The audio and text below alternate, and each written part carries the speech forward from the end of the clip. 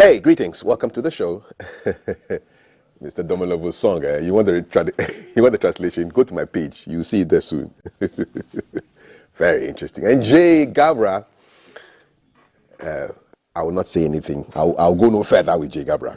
He's just a good guy. That's all I can say for now. Still to come, conversations on Green Ghana Day. The Honorable Benito Usu-Bill, Deputy Minister for Lands and Natural Resources, and Mrs. Joyce Kwafo Ofori from the Forestry Commission will be here. We'll have a chat with Mr. Martin Ayisi as well from the Minerals Commission. We're talking to James Daku from Zoomlion and Seth Azraku, who are going to be talking about World Environment Day. And then we'll jam at the end of the show with Kofi San. But for now, we are going into the headlines. My guests are Palgrave Boachi Dankwa, who is a member of the MPP's communication team. He's all resplendent in white. And seated next to him in blazing red is former MP for Bulsa North, Timothy Atabwade Awuntirim. Gentlemen, you are both welcome. Thank you. Yes, and coincidentally, all of us are vandals. Yes, so we can charge at any time on this show. So shout out to all the vandals. Vandals 93. I don't know which year. Vandals what? 2007. 2007. 2000. These are don't mind their white beards. No. Secondary school, they'll be kneeling down. They'll be doing a danko left, right, and center. And talking about secondary school, I just read an interesting release yesterday, and it had to do with pillow fights. Pillow fighting and tug of war is now sanctioned. Did you come across that release? Let me say good morning to your viewers out there. Yes. To you, Kafui. Yes. To my younger brother who is on white. I don't know why he's on white this morning. You can ask him. I'll ask him at Because I'll ask you why you are red. And these days his dressing style has changed. I don't know what for, but he would explain further. And good morning to your hard-working team. Yes. You've made GBC program very lovely and now well watched. Thank you very much. As opposed to the years we used to come here, the renovation, the creativity, and the interactive aspect of it is fantastic. And people are free to share their thoughts. Beyond that, it's a platform that if you don't have facts, you cannot come and then talk here. At all. And then you don't allow, quote-unquote, the noise-making type of politicians to come here and then mar your process. So kudos to you. Thank you. We are looking for you. You're the mother of all stations, and obviously we enjoy watching you so much. I try to soften me so I don't ask hard questions. You can ask the hardest question, but it's a reality, and for which we must say kudos to your team. Thank you. And all those people who are out there watching us. Interesting. What's on your mind?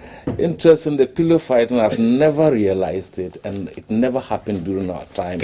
Even at the Vandal Hall, we had an issue of pounding first years and so on. Exactly. We had a number of activities that we do to entertain ourselves there. If pillow fighting has been accepted within the rank and file of the secondary schools, it is okay. Tug of war or something has been a long old tradition that has been used, not just by students, but even by security services and by public servants. Even when you look at our fisher folk, at the seaside, I think they do something like by the way they pull their net and so on. So it's beautiful. But what is on my mind this morning is the clip you played about Ejina Sari, the Bridge of Church. Not much do I want to say, but you see, it is interesting. Check this, and all Christians should check this. Those people who started making, commenting and asking Ejina Sari to apologize were not the owners of Nogopo. It was Christians who were asking him to apologize. Have you checked that? It wasn't even Muslims that were asking him. It was not even any other religious. It is not even the custodians of Nogopo. It was those of us who call ourselves Christians, who were rather on a Christian bishop. So what sort of Christianity are we practicing? What sort of Christianity? It wasn't Muslims who were calling him to apologize, and even members of his church that I know.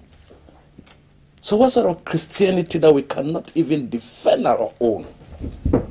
In any case, I'm not saying that what he did was good in any case.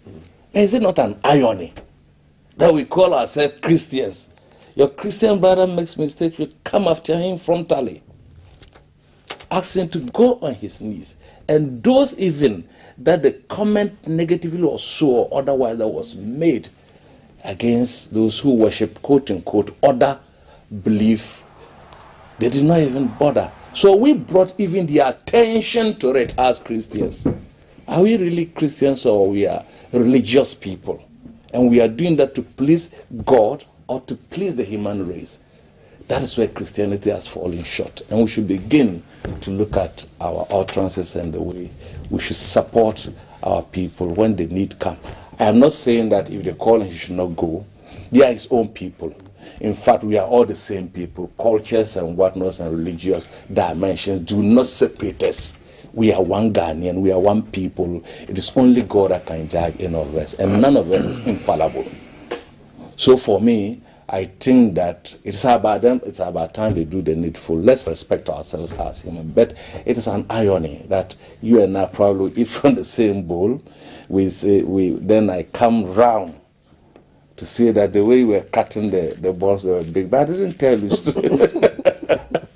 So for me, I think it's just one thing on my mind, but it will come to electoral commission. I have something. I don't want to combine them, but I want to pinpoint issues to the electoral commission as an institution. All right, so that will be coming up in a short while. So for the Honorable, he says, listen, the irony is that Christians are coming up going after their own. What kind of Christians are they? Yes. Are they just religious people or really Christians? That's what's on his mind. Yeah. We'd love to hear from you. Palgrave, what's on your mind this morning? Kofi, a very good morning to you and to your viewers and to my senior brother, Honorable Ta. We've been engaging on a number of platforms, and now he's become a very close friend and brother. Pillow fighting. I went to Adisado College. Did you do pillow fighting there? We used to do pillow fighting, and we also used to do something called cement party. Cement party is where you eat soakings. So Gary soakings with sugar and granules. With ice cubes. Ice cubes? Yes, cement party is one of the concrete. Most... concrete. The most hilarious moments in Adisado College to welcome freshers. We still do it even in anniversary celebration. Pillow fighting, I think that we used to do it every now and then when you feel someone is sleeping too much. You go take your pillow and use it to hit the person, or you think somebody's snoring too much. Sorry, Jaisa. Those days, our dorms used to have about 16, 20 people in the long dorm, so pillow fighting is interesting. This morning, I think I have a constellation of a number of things on my mind. The IMF is still on my mind. Our monies that have come, our first tranche, $600 million on my mind. I've been concerned about the Archbishop Ajina Sarey and the comments and also the reactions.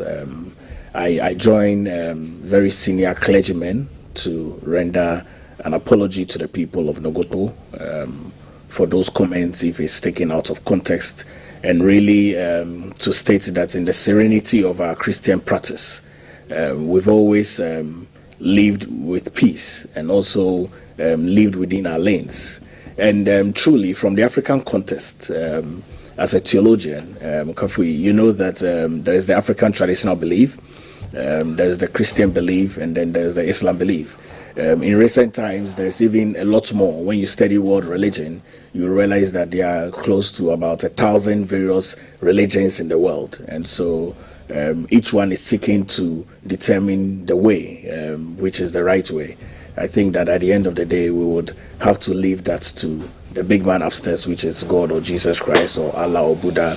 But for us as Christians, we know it's Jesus Christ to determine what it is. But in the context of that, I think that I joined very senior clergy people because we do not want to have something untoward happening in the country as it relates to African traditional religion and beliefs vis-a-vis Christianity. And here you're putting your governance spokesman hat on to speak. Well, absolutely, yes. Security-wise, it's not helpful. And then also as a theologian, I speak as a theologian as well. I didn't know you were a theologian. I am a theologian. Really? Yes, I am, yes. Fully certified? Fully certified. I'm a clergyman. Yes, fully. Where's your church, brother? I go to Trinity Baptist Church. Okay, so you are a theologian. I'm a theologian. I'm a clerical priest. I can bless your marriage. I can dedicate people. I can bury people. No, I mean renew your vows. Yeah, I'm a theologian. Yes. Oh, I did not know that. Yes, I am. Yes, yeah, fully certified theologian. A theological politician or a political theologian. like what, Charles Wesley or Andrew Smith or no? Well, I mean, yeah. All right. Yeah. So just in that context, just the unity of it, so that we can all live at peace. All right. I'll take your bites on the IMF and other stuff a little bit later. Absolutely. And then the EC and the EC stuff as well. Okay, great stuff. So, in case you just joined us, welcome. Messrs. Timothy and Palgrave are here in the studio to look at what's in the news. And not quite long ago, I saw some crazy video of nature in its glorious or furious elements. And then it started a whole conversation about migration. I wish I could show you that video right now first, and then we'll have a conversation concerning somebody who survived a similar experience and now can tell us the story. All right, so take a look at this. We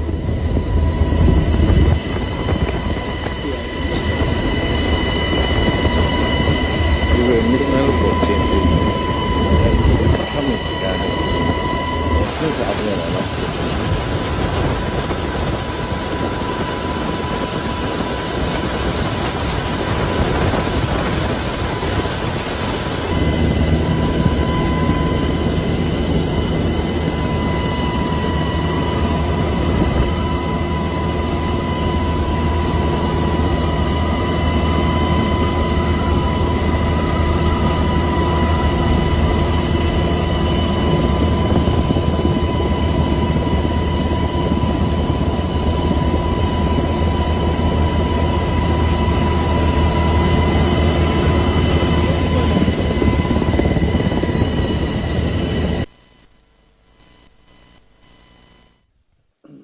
And so that video just scared the heck out of me. And we reached out to people who could identify with this. And then we got a call from a gentleman who we'll call SK right now. And he has a story of a migration experience.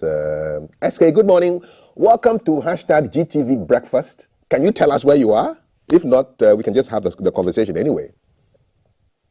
Good morning to everyone in the studio and to your lovely viewers. Awesome. I'm currently residing in Italy now. Mm-hmm. Tell us your story. When did you leave Ghana and how did you get to Italy? Okay, so basically I left Ghana in 2015 by foot through Niger, then to Libya, through the desert, and then from Libya to Italy through the Mediterranean Sea. How long did it take you from Ghana to Niger? How many days? We spent 8 days from Ghana to Niger due to bad routes. So our car was getting stuck by day in, day out. So it wasn't really a smooth journey with the car. So we had to spend more days on the road instead of normally 4 days, 5 days. So we spent like 8 days on the road. Okay, what did you experience on the way between Ghana and Niger? Basically, my experience from Ghana to Niger was like I go to understand that immediately you cross the borders of Ghana, you don't really enjoy as much as an African, a citizen from Africa, an African country. The way they were treating us was a bit different as I was expecting. And also, I felt everything was different from Ghana, the people. Nobody was ready to even listen to you if you don't speak French. So it was quite a different issue with the people. People in the sense the immigration. When you are crossing the borders, and practically they speak only French, and so we, the English-speaking people, were having a bit of difficulties. How much money did you have to raise to start this journey? Well, at that time, I had on me 1,400 Ghana cedis. Wow. So basically, I spent, and we had to go through a lot because we didn't have enough money. Because if you have money, when you get to the border, you don't get to go through all the stress because you have money. Tell us the journey between Niger and Libya. What was that like? Was it dangerous? Well, the journey between Niger and Libya is quite almost the same as the journey between Libya and Italy. Not the same in terms of danger, but because on the desert, it's almost like being on the sea. When you're on the desert, you look to the left, to the right, your front and back, and then you don't see anything, you only see sand. So from Niger to Libya was a tough one because imagine being parked in the back of a Hilux pickup. Mm-hmm. I mean, a car that should practically pick like 10 people is picking 150 people. You had 150 people in the back of a Hilux? Yes. 150? 150. And the parking posture makes it very difficult for you to be able to move your legs. You can't get up. You can't move to the left. You can't move to the right. So you are being positioned in a position where you have to be like that for almost 4 or 5 hours. What were you eating?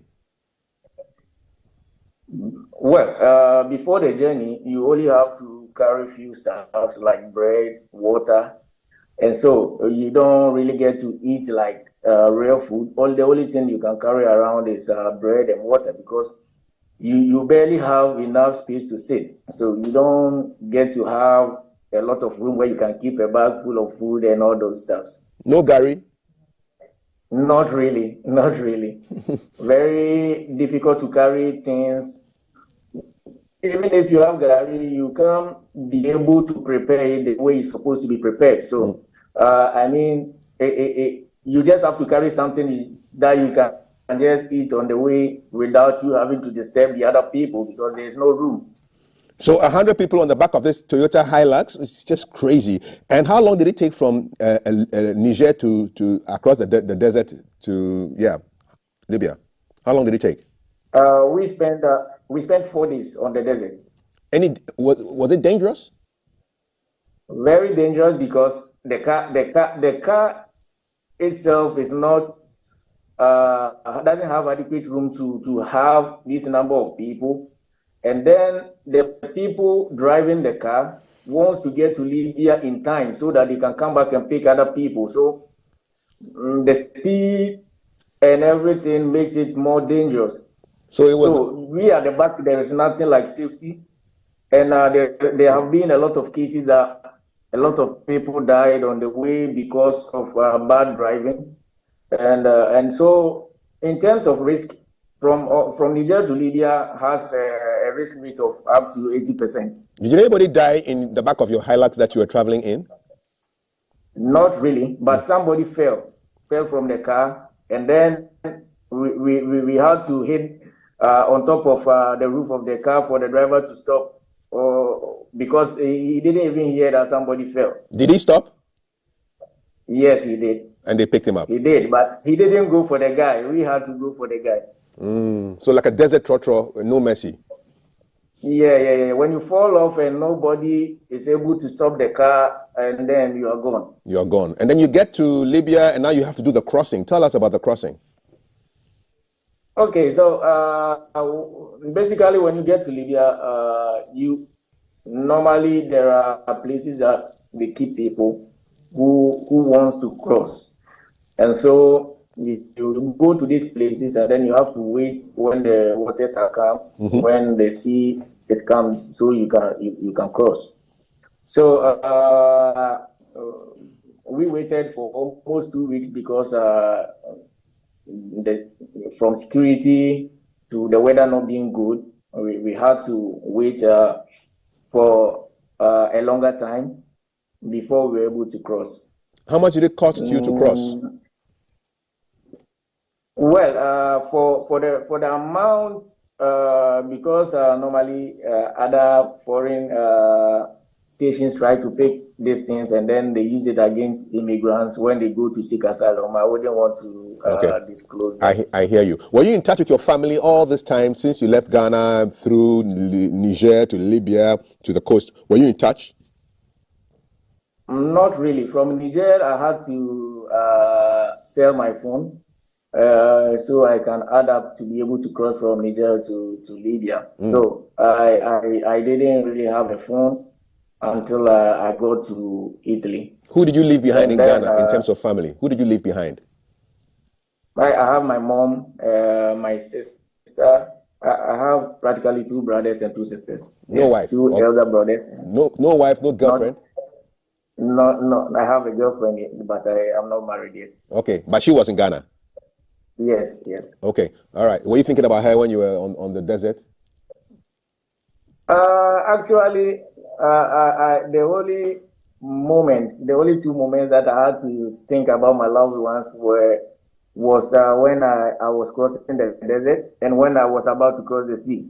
When I was crossing the desert, the thought was, I looked back and I was like, okay, this is a sacrifice I have decided to do for my family and for my loved ones.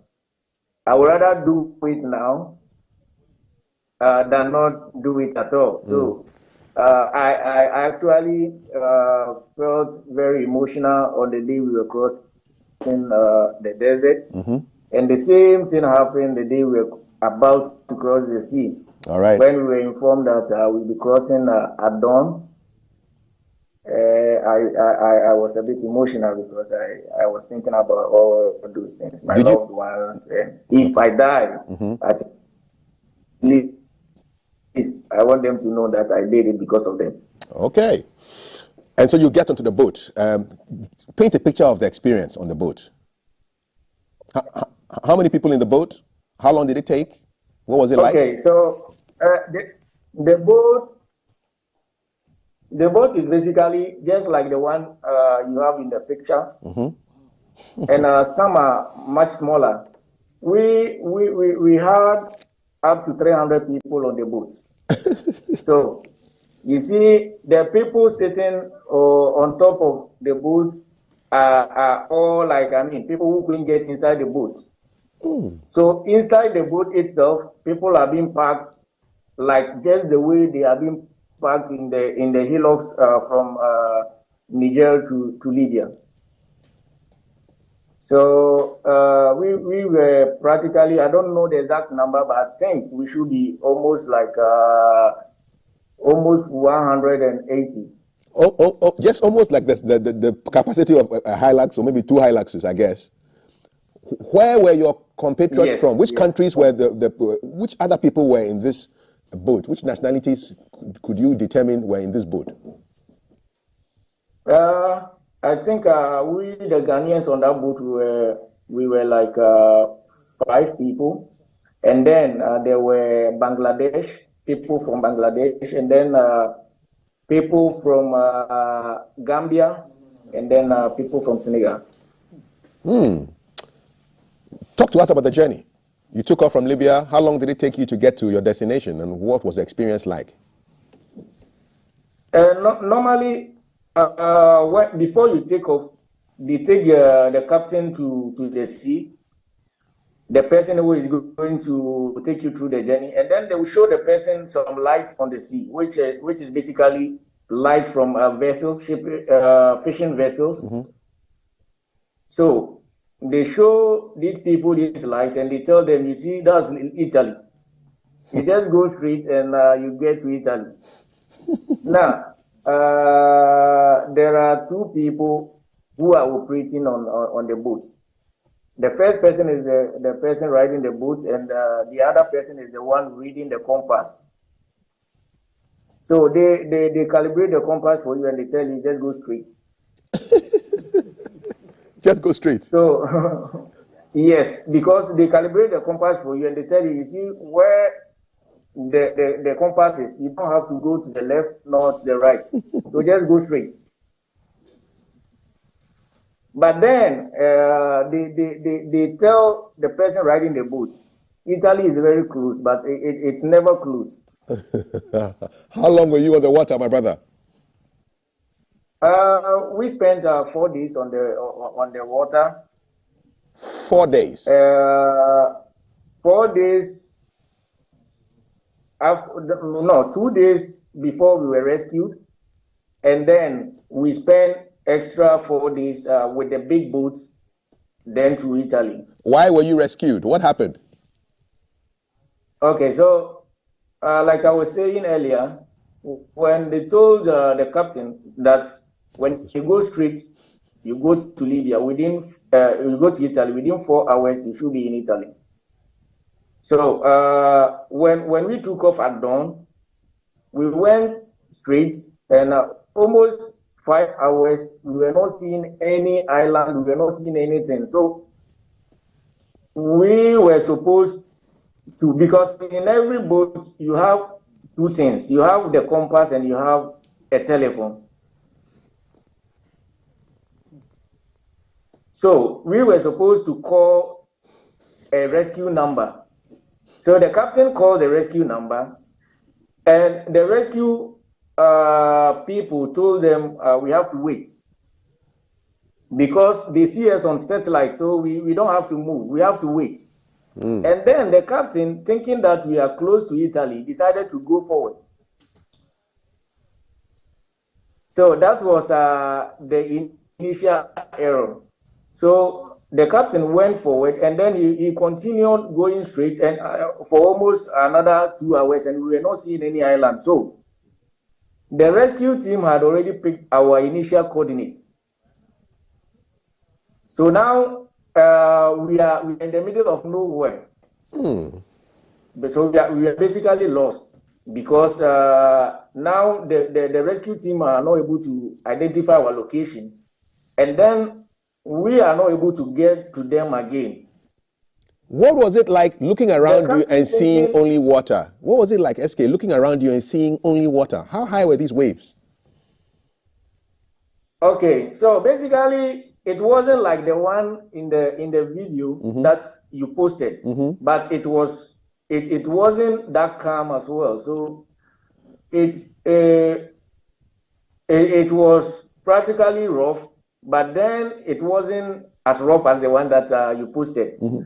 Now we got to a certain point that now it was like, okay, we are lost, so we have to turn back and then go back to Libya.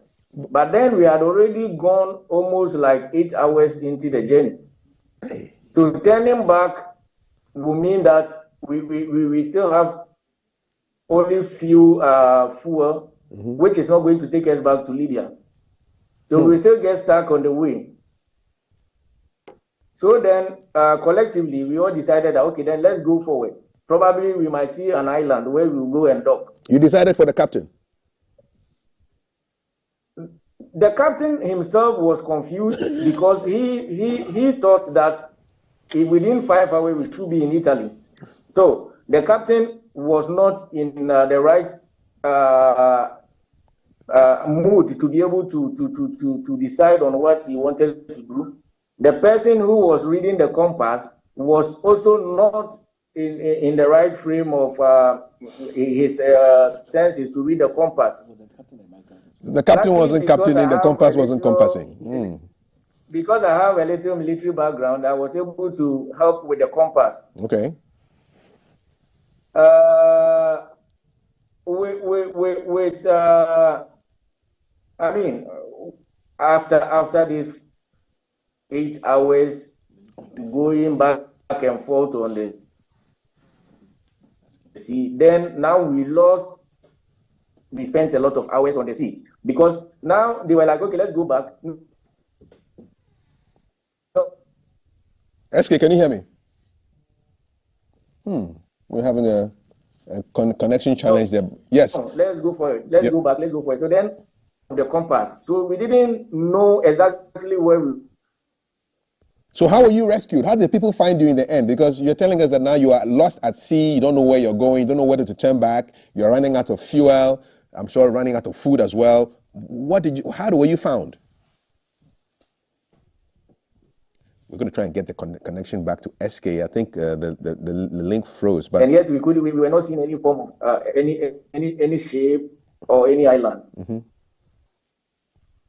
So how did they find you? So that was that was the moment we thought everything was over, because by then we had already spent almost like 16 hours inside of an island. 16 hours on the water. So everybody in the boat started crying. Were they all men? Were you all men on the boat? Not really. There were children and there were men. There were men and there were a few women as well. Okay, but most of you were men. You were all crying to your various gods. And how did help come? Yeah, everybody was in a sad mood, and then what made them SK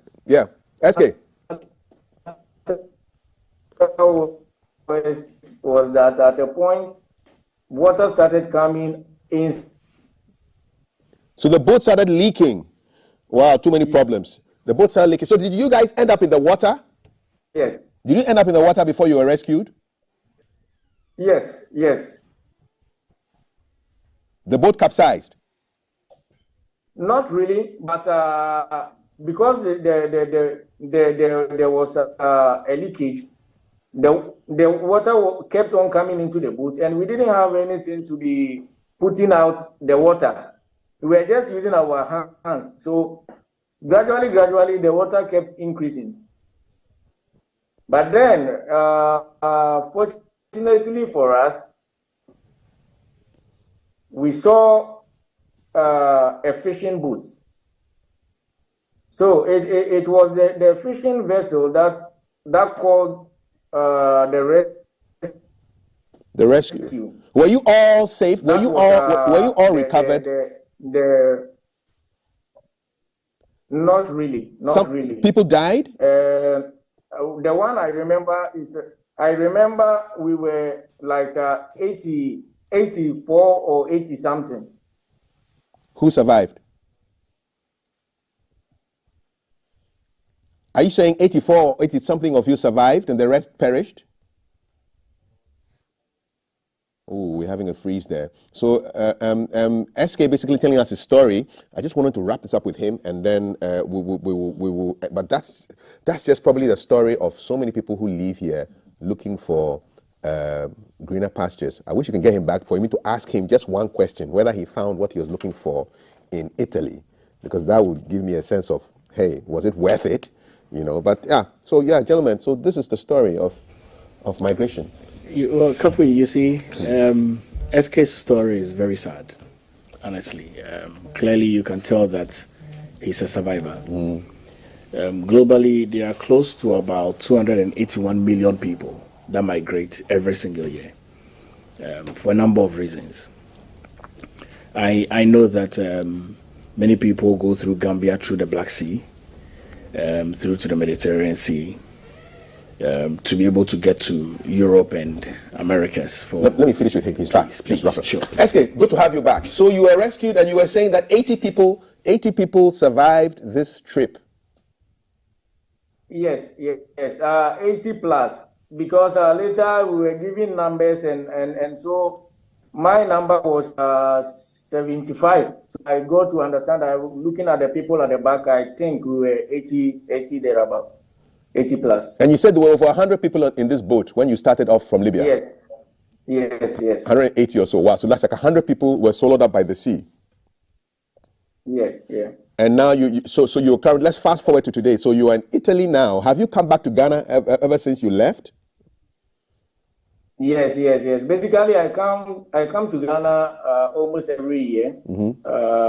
When I go to Italy in 2015. I started coming home in 2018, and I've been coming home every year since. Have you found what you were looking for in Europe?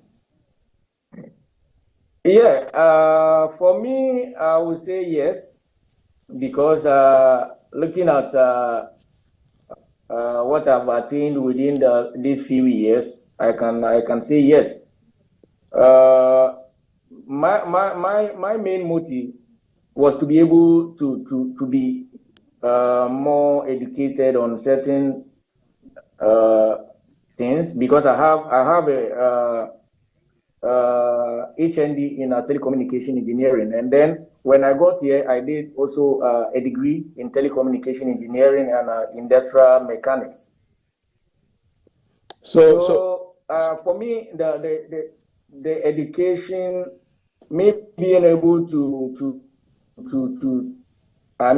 what I want, I like, studying more of what I wanted to do in the future. Mm-hmm.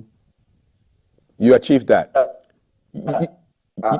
Yes, achieving that made me feel like, okay, I've achieved that. And does your family appreciate the sacrifice that you made? SK is gone. Yeah. So, well, he says, well, he found what he was looking for. He got his education. But he's the fortunate one. Others would. Yeah. I'm sure there are some people who very much who from Ghana or other countries who perish. There are many people. There are many people who perish through acts of migration for greener pastures. SK's own is quite revealing and also an isolated case of survival. Clearly, when you listen to migration issues, you find it a privilege when you can just sit on a plane and go and come. Yeah.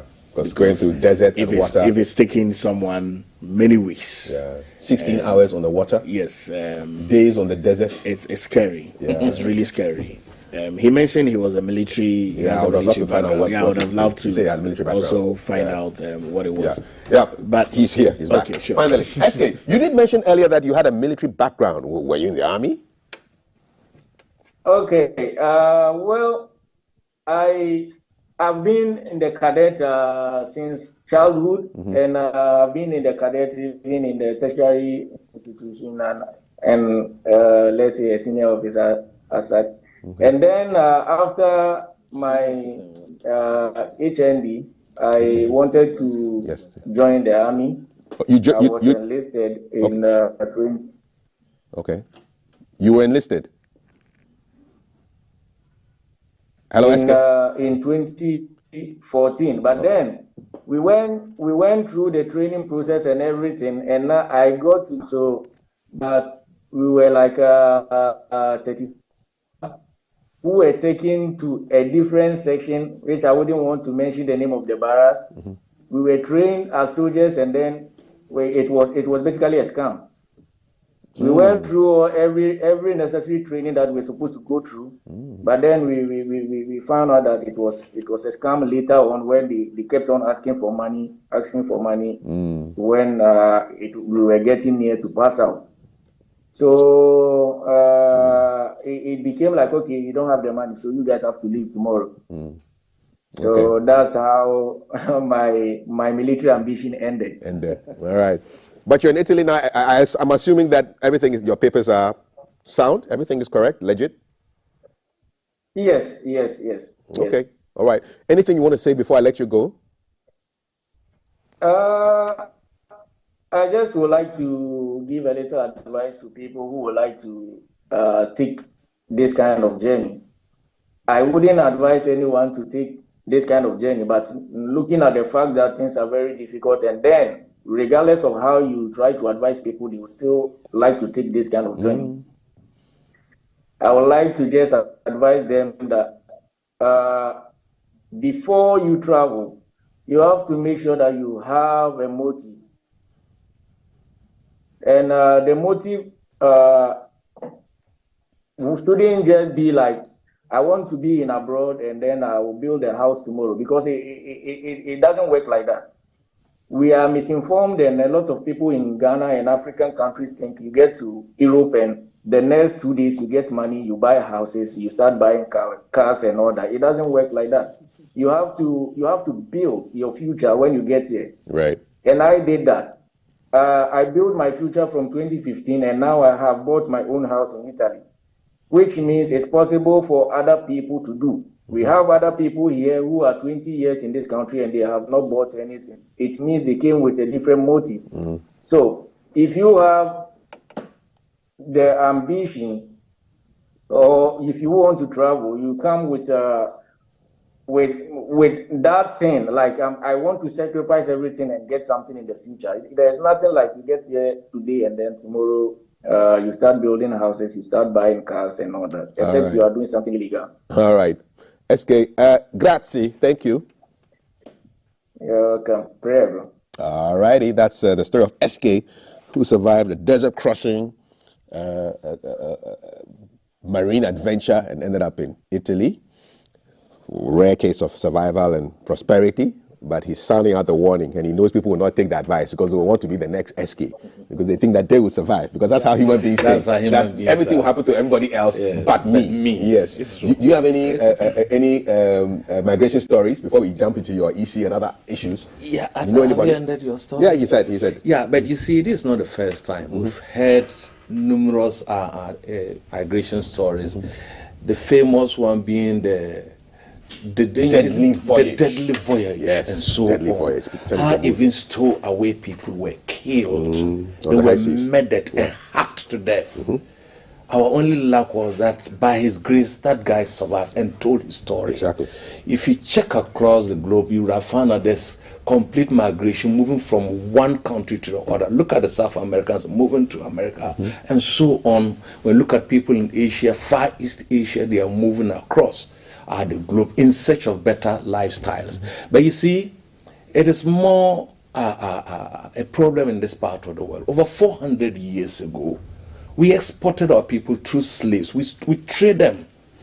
And even our minerals were traded. As we talk today, there are professional nurses, teachers, journalists who are leaving this country in drones because the future is bleak. They cannot see their way forward. They have a lot of people who depends on them.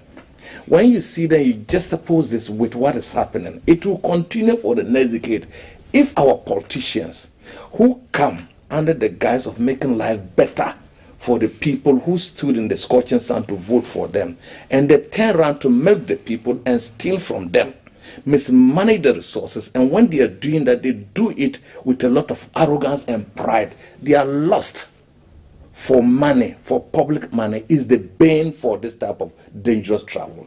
The youth, they are not seeing their way out. They think that the future, they are not part of the world or where they belong to. And the migration would continue until such a way that we begin to use our resources judiciously for the betterment of our people and to create a future that would see that generations yet unborn will benefit. If there's a government that one fellow can make so much millions and hide that money for his generations yet unborn, for his great-great-grandchildren yet unborn, and when they come out, they'll say that, look, my grandfather did well, but you and I, our grandfathers, were nobodies. And these things have been said even by some journalists, and I was so sad when the issue of the stealing of the Achimota forest came up.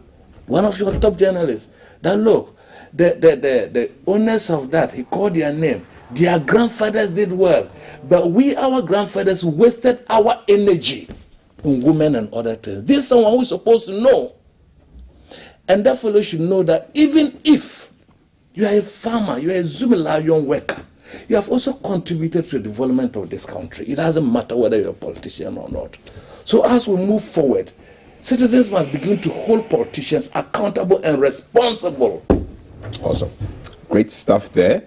We'll get into the other issues right now because I'm looking at the headlines. Daily Graphic, SIM card deactivation, mobile money account holders cry out.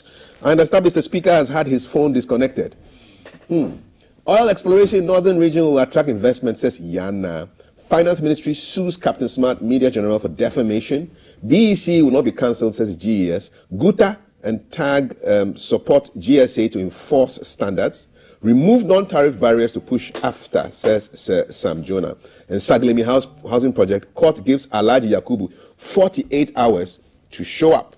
Ghanaian Times, enhancing general healthcare delivery, NHIS to cover mental health, President assures. And Ghana and Morocco have sealed a deal for $3 billion fertilizer project in Takrady. Now, Finder, the management of Gambaga witches camps calls for support to refurbish the huts of the inmates. Investor confidence conditions returning, opportunities for private sector back on track, says Dr. Baumia. And stop the deduction to restore calm at GBC. Greater Accra, GJA is calling. Palgrave, which of these stories interest you, or is there anything else in the news that you want to talk about? Well, I mean, you've given a salad and buffet of stories. Big. It's too many to look at, but basically, the Gambaga issue, really, I think that the society entirely needs to relook at the name we give to some of these camps. I don't think that there are people that should be segregated and isolated for whatever involvement they may have in supernatural works. And so to have a camp named a witch camp is a bit medieval. And I mean, I hear their support, their call for support, but they need to relook at the name. Yeah, I think so too. That they have given onto themselves. Because you say they're not witches, so why are you calling them witches camp? Exactly. Yeah. They need to look at their name. It's a home, halfway house. Yeah, or, maybe a home, something, a place of assistance, something. Because people have various involvement in supernatural acts, and those supernatural acts have various names. People believe in cosmic. People believe in the sea. People believe in the sun. People believe in the moon. And so I think that we need to look at that. Okay. Maybe I'll leave that to you to be an ambassador. To change the name, right? To change the name. That's a good point. And then on Captain Smart. Yes. So I've been following Captain Smart and on the issues. And I think that his allegation is unfounded. For him to allege that a part of the IMF money that has gone to the credible Minister for Finance. I think that when you have a media house and you have a platform and you have a following and you are influential, it's important that you don't purport lies. These are outright lies. I mean, every well-meaning Ghanaian and even school-going children are aware that Ghana has gone for an IMF conversation. The IMF has given and granted $3 billion, which is going to be given in tranches of 7. The first tranche has come for $600 million, and it's for a targeted program. It's unfounded for anybody to think or purport or cook up or try to project some amount of money going to the finance minister. Let's get some education on that. When the money has hit our account, how does the IMF know that this money will be used for the purposes for which it was sent? How will they know? What are the checks? It's simple. I mean, the Ghana government presented a program to the IMF for debt sustainability, for sustainability of our exchange rate, for stronger financial institutions, for economic growth and transformation. These programs were presented. The IMF is going to review every 6 months. In November 2023, the IMF is going to review from May of 2023 to November to see how we've been able to utilize the 600 million before they even give an next tranche. And so the proportion of people thinking that the IMF money has come for by-election, the IMF money has come for 2024 general election, I think it's very medieval. We can't seek to progress and develop as a country and purport to put propaganda along our way for impediments. I mean, I think that any diplomat who listens to conversations in the media platform regarding the IMF will laugh because they know that what the people are saying is not true. That you are painting the picture bleak. is not what is true, is not accurate, is not a true reflection of conversations that the government of Ghana has had with the IMF, which clearly means that maybe the people do not understand why the government of Ghana has gone into an IMF balance of sheet budget that we have done. So Captain Smart, I think that what he did is quite unpardonable. I've seen that he's been sued for a bill of about 10 million Ghana cedis. We'll leave that to the courts to decide. But as a journalist, I think that the practice and ethics of journalism does not purport for him to go around that route, because there are people who listen to him. There are people who will connote to think that what he says is accurate, which is why, for me, I think that the steps that have been taken by the team that is suing Captain Smart is a step in the right direction, and it should send a sound of warning and a caution to people to really ensure that you put out credible information. We don't gain anything trying to paint anyone black or trying to bring back inputs of transactions that have gone on. And I know where this malignment is coming from. I think it's coming from those purported acts of the fact that there were transaction advisors during the times when the Eurobonds were taken. And I've stated the number of transaction advisors at the time. I mean, GCB, Ghana Commercial Bank, has been a transaction advisor. Fidelity Bank was a transaction advisor. IC Securities were transaction advisors. JP Morgan in New York were transaction advisors. Standard Chartered Bank were transaction advisors. So there's been multiple of transaction advisors during Eurobonds. And if you're a credible organization in the country and your books are working well in the country, even at the time of the NDC in 2015, will seek your counsel and advice and technical experience in ensuring that Eurobonds are taken. I think that when people box all of these issues, it tells their value of understanding of issues. But can you also understand the argument that you don't want an organization that is associated with the minister to be seen to be benefiting from loans, Eurobonds that were contracted by the ministry? Can you see why people think that no, that doesn't sit well with them? It's really very difficult for me to see, because you see, Kafui, the finance minister resigned from Data Bank and then gave himself up for public service, for the good of the country and for the good of the people. At the time when he resigned, he was not a finance minister. Clearly, he's become finance minister. Government has gone for Eurobonds, and there's been many transaction advisors. Like I stated, IC Securities, JP Morgan in New York, Standard Chartered Bank, Ghana Commercial Bank, Fidelity. But none of those companies are linked to the finance minister in any way, shape. No, but how is Data Bank linked to the finance minister? He doesn't benefit from them again? No, how does it link? He doesn't work for Data Bank. He was a founder. No, he's one of the founders. Yes, it's a co-shared organization of many people involved in it. So once he resigned from he has not a CD's benefit will come to him. No, I don't see it in that way. I mean, the interest of Ghana is bigger than an individual. And I think that there are technical expertise of people who bring it to bear. So should an indigenous organization be disenfranchised because one person who was part of it once upon a time is now in government seeking the public good? Should that indigenous organization be disenfranchised, and how much percentage at all goes to it? Let's look at the figures very well, because these were the various transaction advisors. Why are we not talking about IC Securities? Why are we not talking about Fidelity Bank? Why are we not talking about Standard Chartered Bank? Why are we not talking about JP Morgan? Because they had no previous links with the finance minister. No, I think that we water down. No, I think that we water down the conversations too much. I mean, Captain Smart, I think his comments is unfounded. Those allegations are purely purported, out of context. It should serve as a strong warning, because you see, we are leading into a major electioneering process. The Ghanaian people need to make a very good decision on who they so decide to lead this country from 2025 onward. And I'm confident that the Ghanaian people would continually repose trust in the New Patriotic Party, because our political party has sought to be the hope of this country, I mean, over the next few decades. And we have proven to show that we are a credible political party with a lot of trust, with a lot of accountability, with a lot of development, and with a lot of drive, really, to make sure that Ghana develops further and beyond. And so these issues, I think that for journalists of that nature who have influence at the grassroots, should lift up above the conversation so that we can have a lot more educative, intellectual conversations.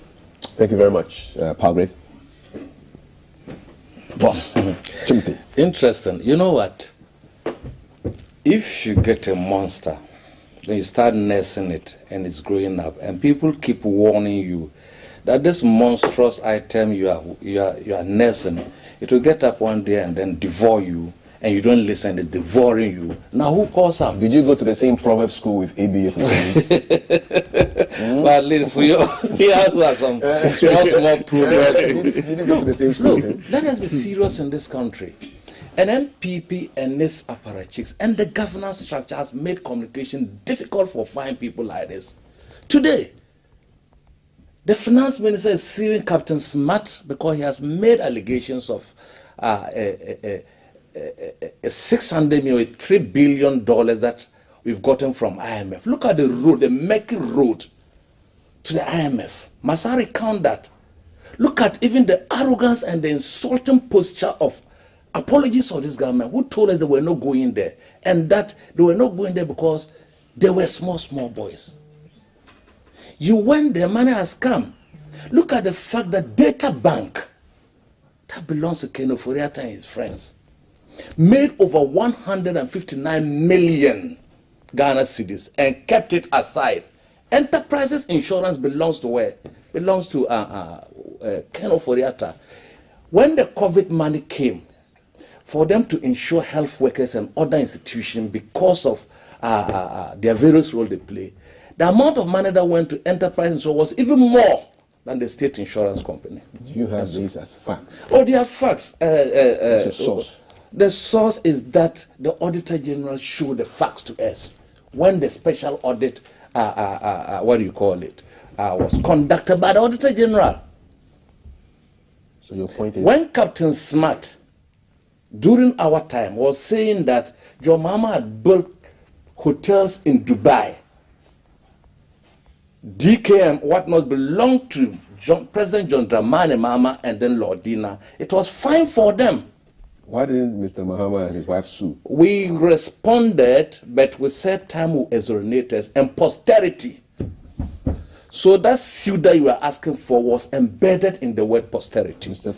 Ofori-Atta doesn't want to wait for posterity. Yes, but what I'm saying is that I just want to get this. I just want to get it. No. I'm not going to whether it's right or not. But as politicians, when you are doing things today, the same issue.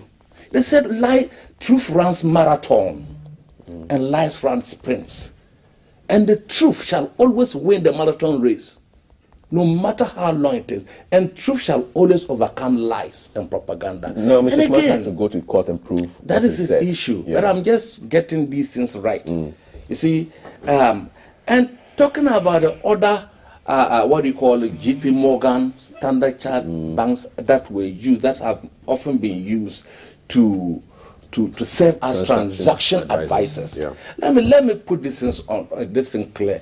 When Data Bank was being used, it wasn't only Data Bank, it was Data Bank and then the securities company that belongs to Afede.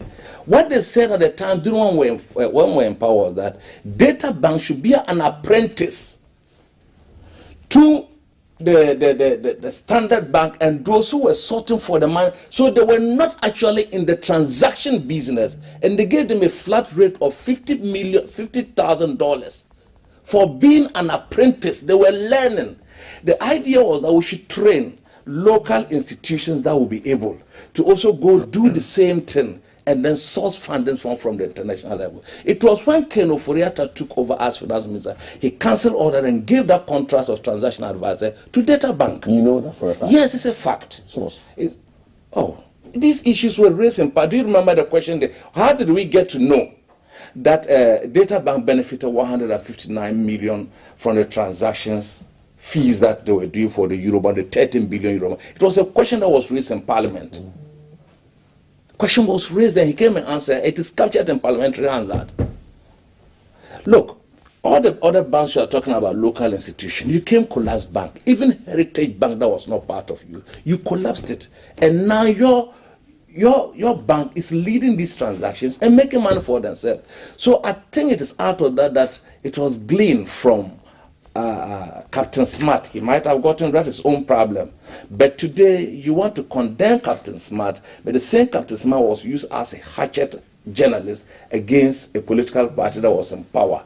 Be that as it may, I think that as journalists and all of us should do that. And then the political actors in question should always do the right thing. No finance minister under this our government has ever used his capacity to make so much money like this government. And in fact, look, I often say that had it not been the fact that Ken Ofori-Atta is a direct cousin of the president, had it been any other finance minister he would have picked, by now he would have sanctioned him.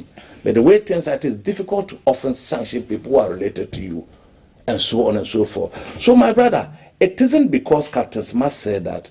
You created a situation where Captain Smart can say that. You created a situation where you use your own bank, Data Bank, which is a fact, to get 159 million Ghana cedis from the monies that belong to the people of Ghana, belong to people who stood in the scorching sun and voted for you, belong to people you promised them to come and ensure that the economy of this country is put on a better footing for people to benefit from that. You told us that you were coming to ensure that corruption and other issues of this nature are completely issues of the past. Now you came and these issues have been perpetuated to the extent that several names have been associated with your government, and you think that people should not say it. It's your own cup of tea. Tell your appointees that they should do what they stood in the scorching sun. The manifesto you gave to the people of this country, I believe that you gave a fictitious manifesto to the people of this country. And the real manifesto is what you are implementing that goes on to benefit your people. But hey, posterity will judge us. All these issues will be investigated. And when it's done and the day of reckoning come, people should not say they are witch hunting them. If you are witch hunting, we'll witch hunt you because you witch hunted the people of this country. So we are not going to let any bad governance or financial malfeasance go under the carpet, because you promised to do that and you haven't done that. When the haircuts came, where the haircuts also extended to people in government who had done investment in bonds and other issues, they were silent over it. Because I have an inner feeling that they could not even disclose that the haircut got to them, because you know what? Who questioned their source of wealth, how they were able to buy bonds, how they were able to invest in so much money. So none within the government was able to even stick the neck out. We're in this country where pensioners are crying.